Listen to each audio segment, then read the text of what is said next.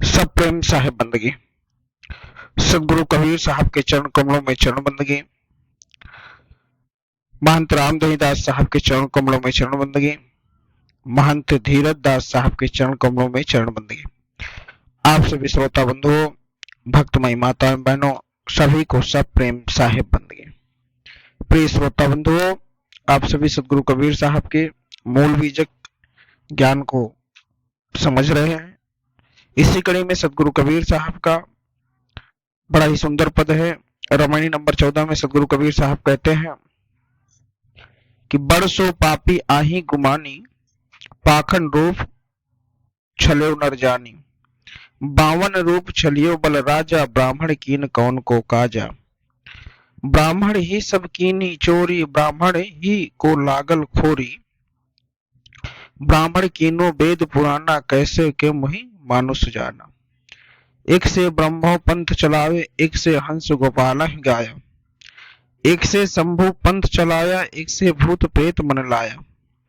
एक से पूजा जन विचारा, एक से निहुर निवार गुजारा। कोई कहू का हटा न माना, झूठ खसम कबीर न जाना। तर मन भज रहे मोरे, भक्ता सत्य कबीर सत्य है वक्ता।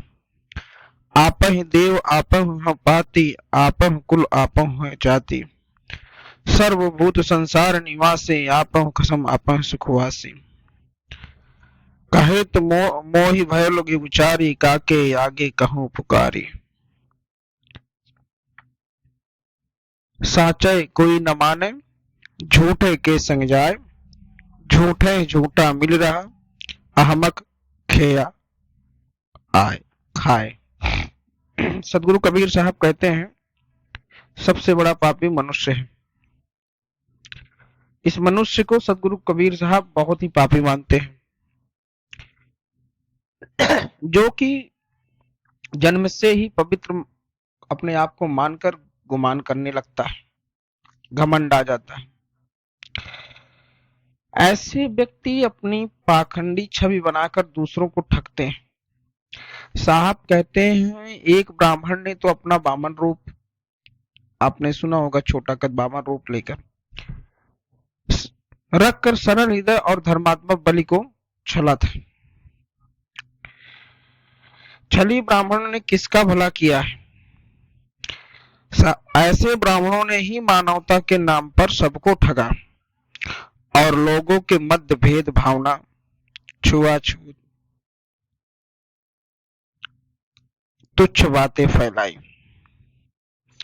यह बहुत बड़ा पाप है कि उनके आत्मविश्वास की चोरी है। इसलिए ऐसे ब्राह्मण ही दोषी हैं। साहब कहते हैं, ब्राह्मणों ने धर्मशास्त्रों की रचना भी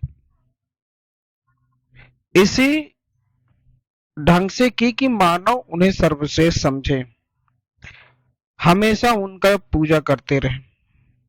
साहब कह रहे, ध्यान दीजिए कि यह बात केवल ब्राह्मण पुरोहित की अकेले दोषी नहीं है, अपितु सभी धर्मों के पुरोहित में पाखंड, घमंड, दंभ और भेदभाव आदि भरा हुआ है, जिस कारण इस प्रकार के सभी व्यक्ति दोषी हैं।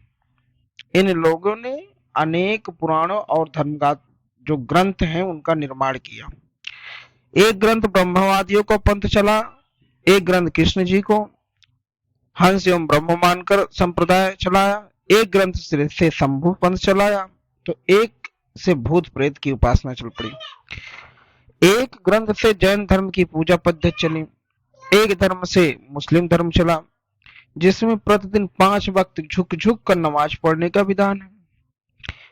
और इसी प्रकार तमाम ऐसे अनेक संप्रदाय चली। सभी ग्रंथ पंथ वाले अपने आप को दूसरे पंथ वाले से सर्वश्रेष्ठ मानकर उन्हें नास्तिक, काफिर और तुच्छ समझने लगे।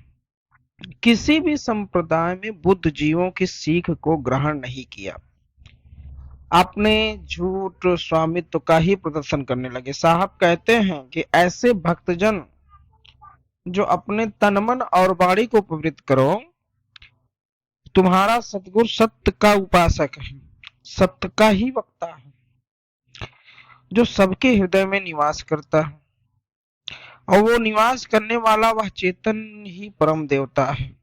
उसकी पूजा के लिए उत्तम कुल, जाति, फूल, पत्ते इन सब की आवश्यकता नहीं है।